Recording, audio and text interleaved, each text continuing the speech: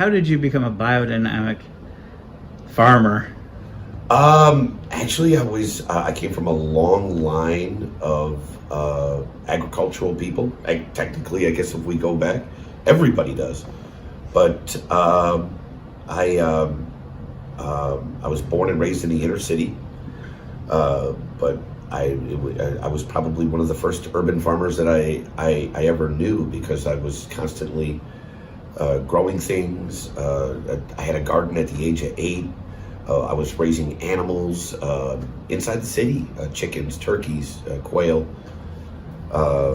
Even at the age of 11 or 12, my fertile quail eggs were being hatched by Lincoln Park Zoo in Chicago. So I think some of my agronomical and agricultural things were really born inside me then. Of course, as all teenagers go, I took a hiatus because you discover rock and roll and all sorts of things. And so later on, I came back, and even as a contractor, I realized I wanted to get back into the soil. So I made a 5-year plan, which ended up being a 10-year plan.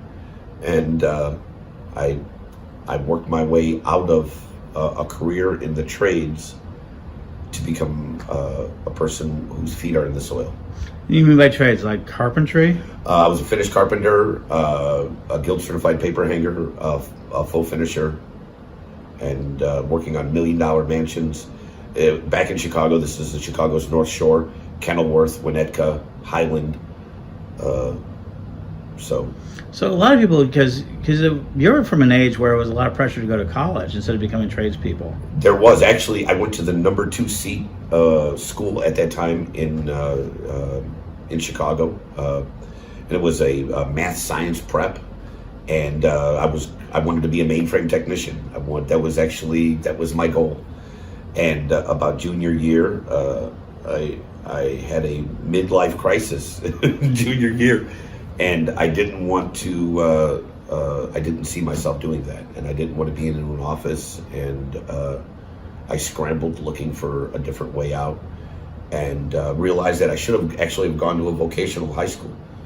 And, but I worked my way right into the union, and then they began to send me all over the country. And the rest was there. But through it all, I had been growing the entire time. Right, and no college debt. And no college debt. I did go to college, but not any 4-year university. Right. And just like you said, no college debt. So now you're seen as one of the leading biodynamic and urban farmers in the country. These people are in very big demand. But how'd you? So you're in the trades, and you were doing this 5 or 10, became a 10-year plan. You're now in St. Louis with, is it a lot of acreage? Yeah. Well, originally to get out of Chicago, I looked for a different place to move, really, and so I had targeted Missouri because of cheap land, and of course it was hard for me to get into the St. Louis Union, so I just bought a farm in western Missouri, and then still worked in Chicago half of the year. The other half of the year I would spend on my farm, and it sort of grew out of that. So you have actually property in the city of St. Louis. Yeah. And you've mentioned, I know the story, but when we go to your first piece of property there, that lot. Yeah. And so you started with a lot. Yeah. Actually, we maybe I should take the story back a little bit. Sure. When I had the farm in Chillicothe, this is about 2005. I ended up moving to St. Louis, and left everything behind. The whole farmer life, and got into the sedentary lifestyle. Settled down in the city, and within 6 months, I realized I missed farming. So I joined a community garden. Sadly, it was a huge community garden that had like 1 member, and so they gave me a huge amount of beds, and I began to grow all of these different crops, and then eventually that person and his wife left, and it sort of left me in charge. And at that same time, I began to see what was strange to me was that I think, especially when it comes to urban farming, was that all of our cities are built on the best farmland around. And if you look around the world and around this country, you'll see the same way. People settled in an area where the ground was fertile. Then before you knew it, too many people came. Buildings of brick and glass, crowded out everything. In all of this, I'm looking at the vacant land, which is now popping up all around me in the city, and I'm looking for a change. I'm looking to do something. And one of my neighbors down the street from me, who happened to own a lot, came down, and he asked me a strange question. He said, "Why are you doing this here?" And I tried to explain to him, community gardens are great things, and that this is we're doing this for active green space. And he said, no, I don't think you understand my question. Like, why aren't you farming on these abandoned lots? And no one had ever asked me that question before. And before you know it, I was farming on that lot, the one he owned, and probably about 8 or 9 months later, I bought it from him. And then from there, it got addictive. It got really addictive, and I just started picking up these lots, and now I'm on a little bit under 2.4 acres of urban farmland in the city, which may not seem like a lot, but in a city, that's actually a lot of land. Not including 25 acres of produce land outside that, and then I do also have some pasture land as well. So because I do keep ducks and pigs and sheep. So now you're a full-fledged farmer, both inside the cities and outside the city. And I know you helped resurrect. You're part of the glass gem corn. Oh yes, project? That was that was stabilized by a company called Native Seeds, from a half Cherokee Indian fellow, and when we got it, we got a massive amount of it and started growing it out and then just giving it away to people. So where Native Seeds was, they were only allowing it to be sold within the 48 states. We shipped it worldwide. We sent it into Australia. We actually were smuggling seeds into Australia and into Britain. And by smuggling, I mean that we basically sent it in there without any custom forms, and any custom forms, none of that stuff. And there was actually, I've got lists of cease and desist letters from the Australian government asking me to stop sending seeds. And then, of course, we got around that. But anyway, so some of the first people to grow glass gem in the UK, in Australia, in Japan, in Egypt, in Israel, got seed from us. But the real thing that you're known for is Garlic Brown, Gateway Garlic Farm. Yes. Garlic was an interesting crop to start with, and this goes back to when I had that farm in western Missouri. Okay. And so I'm farming, and I'm like, well, I'm working outside the state for half the year and farming for the other half, and I'm trying to figure out what to do. So I toured a farmer's market, and I'm walking down and I'm meeting everyone and finding out what they grew, and and these were people whose family had grown up in the area. I was the immigrant there, so I had to get to know people, learn their ways, learn their customs, learn what they were doing. And I found out what everyone was growing, and nobody was growing garlic. So I started with that crop. From that launched me into all sorts of fantastic endeavors. But I like the sustainability aspect of garlic, that it grows during the wettest months of the year. If you utilize that crop with determinate plantings of like tomatoes, you can actually grow year-round in soil without coverage. Because garlic is, of course, planted in the fall and then harvested, in the early summer. And you have like plenty of varieties. 209 varieties. Right now, we're doing about 37 feral cultivated varieties. There's I do a lot of feral recoveries. The interesting thing about the early immigration of America is tied to garlic, and no matter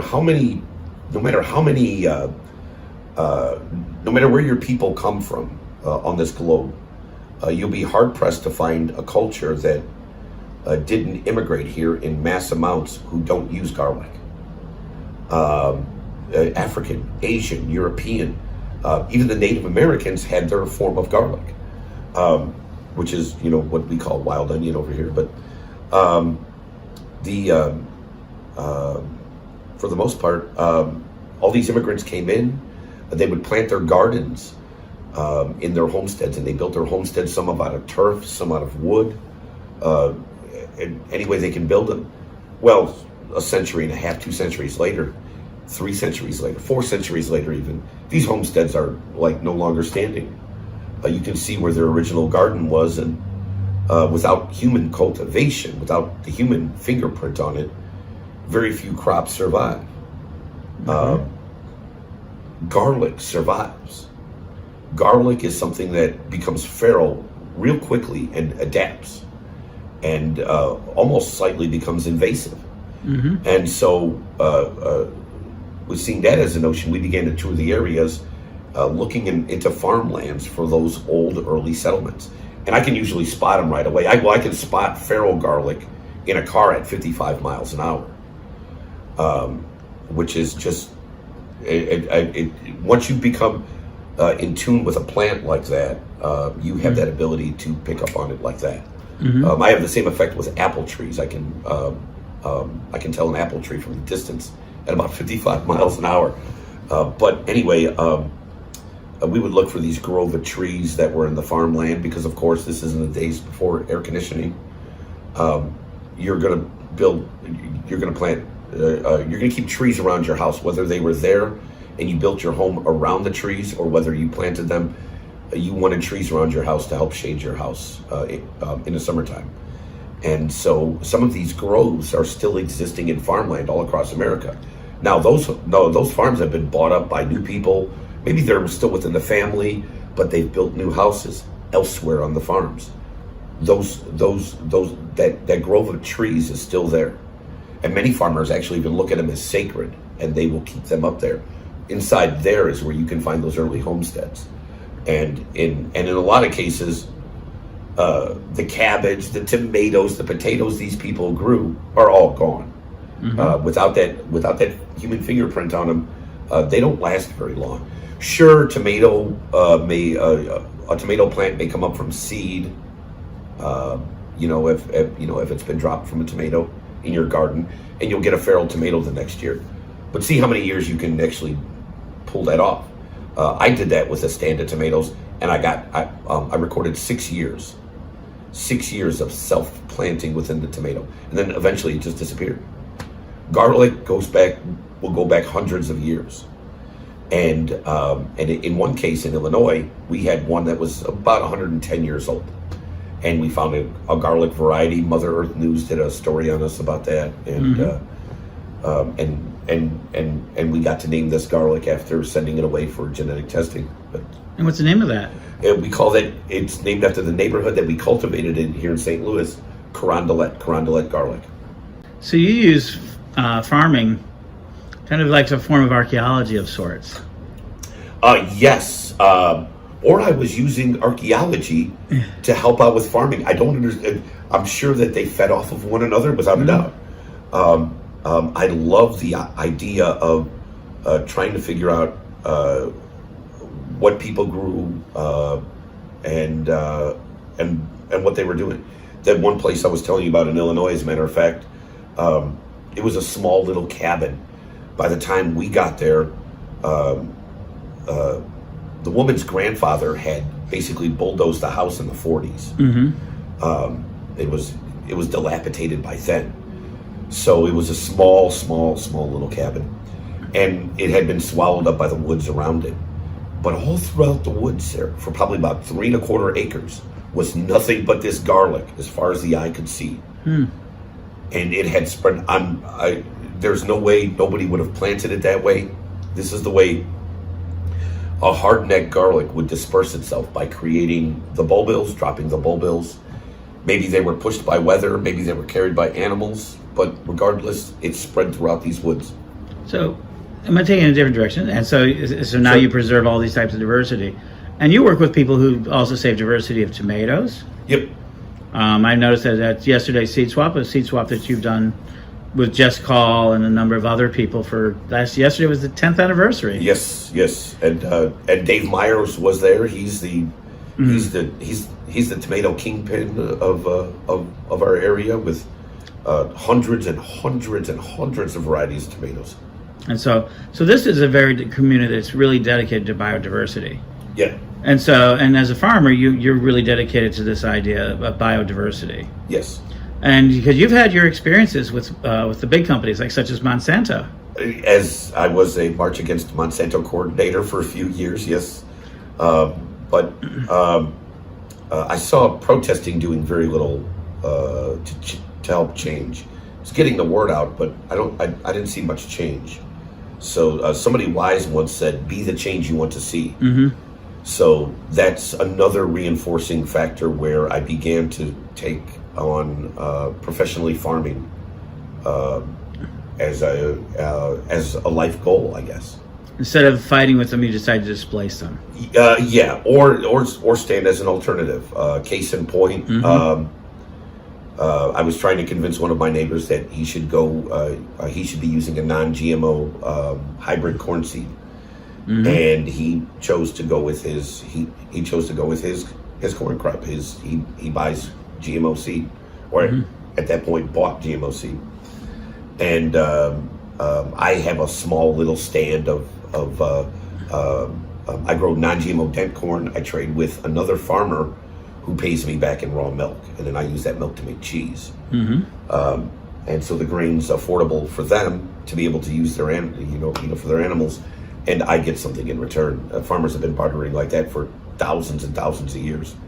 But I had talked to him, and I tried to get him to switch off, and he pretty much liked his Monsanto genetics. So he came to me, and everybody's corn yields are posted, and so he knew what my yield was, and I knew what his yield was, and he got a huge yield that year. Mm-hmm. And so he came to me and he goes, "Well, Mark, it really doesn't make sense for you to grow your variety, does it?" I said, "Well, actually it does, because I know what you were paid per bushel, and I was paid about 3 times what you were paid. So economically, my corn was actually worth more than yours per bushel." And then a few months goes by, and he came to me, and later on he goes, "Hey, where did you get that seed from, by the way?" And it started from that. And the last time I had heard, that's exactly what he was sticking with, was non-GMO hybrid seeds. Makes sense. So we've talked a lot about your practices, and this comes out of a deep space in your sort of spiritual life. Yeah, I think definitely, probably my desire and drive within my idea of who I am as a biodynamic permaculture practitioner really was reinforced through faith, which had been a prominent part of my life since I was a very young teen.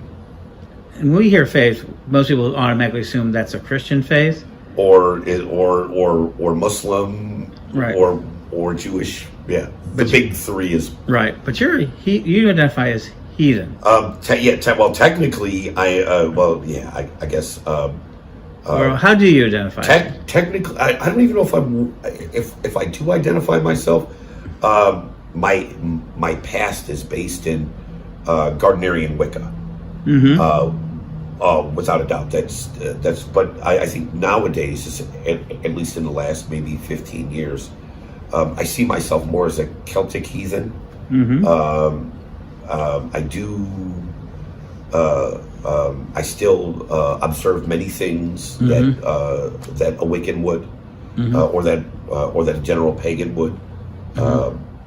But yeah, I find myself more connected with Celtic heathenry, so much so that the calendar that my farm follows is actually based on the Celtic tree calendar, but adapted so that it ties it in closer in with nature. It actually starts on the new moons. It's a lunar-based calendar. And I think why it's important. I know that Gardnerian, because we share that, and in Corellian, you refer that sort of thing. But I've noticed that you've worked for organizations, Pagan Basic, they would consider themselves uh, nature sanctuaries or land projects, Sure. Yeah. and you got some of your practices from there. Yeah. Yeah. But you outgrew them, and you kind of moved on. Yeah. I don't even know if we say do we outgrow things, or do we just we're constantly amalgamating things that we find along the way, and it helps us grow, I guess. And so now you're there. Because I noticed that you talk a lot about history. So your love of history. My love of history has always been there. That again basically ties into some of my Celtic Reconstructionism within heathenry itself. It's I want to understand how things were done. We lived sustainably for so many thousands of years, and I think we can look to the past to help us build a better, brighter future. It's a great statement. So now you've got your acreages, you're doing these projects, you're doing commercial sustainable activities, and this actually affords you a real living. Yeah. It's well, I wouldn't call myself wealthy. It was I wouldn't either, but I did a talk at a university one time, and somebody had said, they said, well, how did you become so successful? And I'm like, well, I've never seen myself as a success. And she countered and said, I follow you. You are very successful. And I said, well, if anyone listening wants to be rich, don't do what I do, because this isn't the way. I guess to say, when I was younger, I looked at career choices and I tied those to money and wealth. Mm-hmm. And as you grow older, of course, some people outgrow those things, some people don't. But today we call those people billionaires and oligarchs. But anyway, I'm happy doing what I'm doing. I sold my construction business to do this, and I make less money than I did now. Now. So some people might say that I made a foolish career choice, but in reality, it not only got to I got to have my son with me in the crucial years of his growing, but it allowed me to be happy. And instead of going to bed as like in any sort of angry form, or regretting my job, hating getting up, I look forward to the mornings. I get up high on who I am, and that you can't put a price tag on. Right, and so one of the things people don't is that you don't spend, so you don't take a lot of loans, you don't take a lot of money from outside, none whatsoever, right? None at all. People keep sending me stuff. Hey, you can get this from the government. I'm like, no way, no thank you. I like being self-sufficient. So one of the reasons I think you're one of the leaders in the urban farm movement is you're constantly, so you have a social media presence, Gateway Garlic Farm as your Facebook page. We work with Marky, you do a lot of teaching through that. You're always talking about things, but you also get like old farm equipment and then readapt it for the urban fields. Positively, and that comes back like one of my prime tractors is probably older than you and I, our ages put together, and so it's an old piece of equipment. Mm-hmm. I like the older stuff, and sadly, some of this equipment that was used to feed a nation is now being turned into scrap for sake of this new digital lines. And I don't have a digital tractor. Although I do like some digital platforms, especially when it comes to my farming apps on my phone. I don't want my equipment like that. So just like you said, yes, I do acquire older equipment and then repurpose those, whether in whole or in pieces, for our work. One of them was a 17-foot cultivator. We actually cut into 4 pieces and shared between 3 other farmers because we made smaller versions of it for market gardeners, people who were basically produce farming on 5 acres or less.